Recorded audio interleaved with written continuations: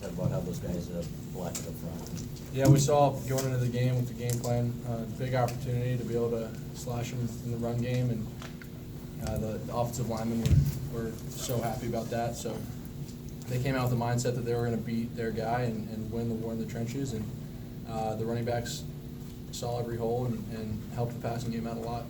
Front row, right in the middle, John. Wilton, again, we saw more Karan Hignan today than we have. I mean, what has he been doing to put himself in a position to get that kind of run? Yeah, well, he came in his freshman camp and impressed everybody, and then he just got banged up with injuries. And then the offseason he got mono and then hurt his knee. So he didn't do spring ball or the entire summer. And so he kind of came into camp no one had seen him for 8 months. But he didn't lose a step. He kept his body in great shape, and he's just a really natural runner that sees the field well. Third row, all the way to the left, Dan. I think you can take this, but maybe Wilton. When you see your coach going for it on 4th and 1 on the very first drive of the game, the one who's counted in, what kind of confidence does that give you when you think about the offense? Yeah, it's just cool that he knows that we'll pick it up. I turn to the sideline after the third down, and I do this, and I know the whole offense is doing the same thing, and he kind of gets a grin on his face because I know his mindset is he wants to smash it in for a touchdown too. So it's cool that we're all on the same page. First row, middle, Josh. Chris, this is for you. 6 sacks today by a defensive front. You guys really set the tone really with that first drive, 2 sacks on that opening drive for Penn State. Can you just talk about that? Yeah, we knew that Barkley was one of their best players, if not their best player on the offensive side. So we knew that once we started on the run, we could get to the quarterback with the blitzes and different things that Coach Brown has us do. But those 2 sacks in the first drive were huge. Backed them up, set them up for Wilt and the offense to punch it in and then score a touchdown and start the game off with full speed ahead. Second row, towards the left, Adam. Question for Wilton, mobility-wise today, it seems like you maybe just kind of awareness around you. I mean, you were, kind of ducking and dodging. Just how much, I guess, from last week and the week before, where you were hit a little bit. I mean, did you keep that in the back of your mind, or what changed this week? Yeah, I didn't want that hit last week I took. It kind of dictated the internal clock I had for the rest of the game. And I didn't want that to kind of carry over into this game, so I wanted to hang in the pocket as long as I could, but when the opportunity was there, I knew I needed to make plays with my feet, and I was able to do that. How would you assess, I guess, your ability on your feet? Is that something that you've always been able to do, or was today kind of like the high level for you? No, yeah, that's something I think I've always been able to do. I don't like to rely on it. I'd much rather find completions and use my arm, but when I need to pick up a first down with my feet, I can do that. Front row, left. Yeah, Wilton, talk about the running game in support of your arm. I mean, it was running by committee to a little extent, but Smith had a great game. Yeah, I think there was one drive, I think it was the 3rd or 4th quarter, but we called the same play like 8 times in a row. We would just flip it back and forth.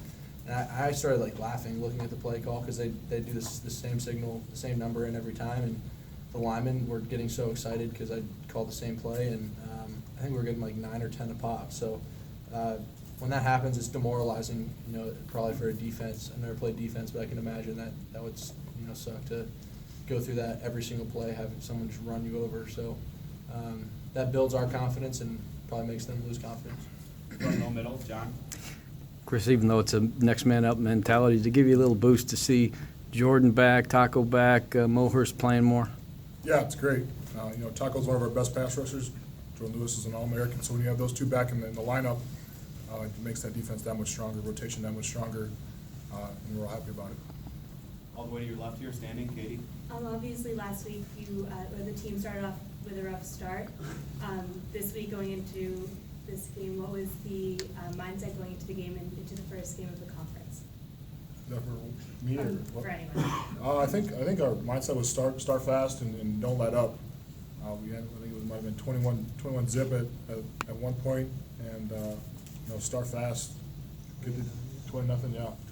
Get the offensive ball back as soon as possible, pin them back and by their end zone, and especially on the defensive side of the ball, be aggressive and fly around and have fun.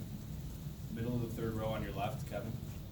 Chris, just going back to Jordan 1 sec, when he's out there and the quarterback tends to not be targeting his side of the field, how does that help you guys on the line? Does it make it easier to get into the pocket, make some sacks, make that type of stuff happen? Yeah, I think a lot of our, at least some of the sacks today were coverage sacks.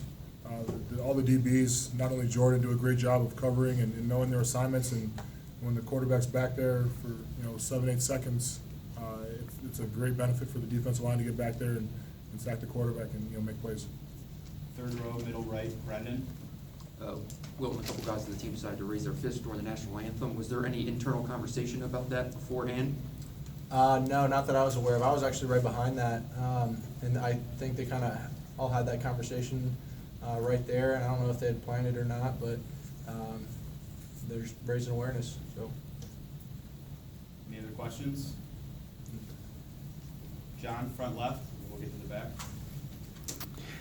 Yeah, for either of you guys, I'm guessing you know what Wisconsin did today. Thoughts about them coming in here next week with probably what'll be a top 10 matchup? Yeah, we're really excited. Anytime we, obviously, any game in the conference is huge, but when it's a top 10 matchup, and they went into East Lansing today and handled their business, so we're excited to get in the film room tomorrow and start studying what we need to do to accomplish what we want to accomplish. Got time for a few more, starting with the back left. Wilton, as specific as you can be, how much has changed with the team and with yourself over the span of 4 games, if you would measure it tonight? Yeah, we just, every game we learn from the mistakes and we build on them. And we get in the film room on Sundays, we say, okay, this is what we need to do, this is what we need to do better, and this is what we need to keep doing. And every game, every week, you do that on a Sunday, and then you get back in on Monday, and it's time for the next opponent, so. But would you say that would probably be most directed at the offensive line, even at this point, in terms of growth over 4 weeks? The whole offense, the offense as a whole, from receivers to running back, I think, 5 different guys scored today. And the offensive line and myself, the rest of the quarterbacks, we're not going to take steps back. That's never the goal, and we're going to keep progressing. Any further questions?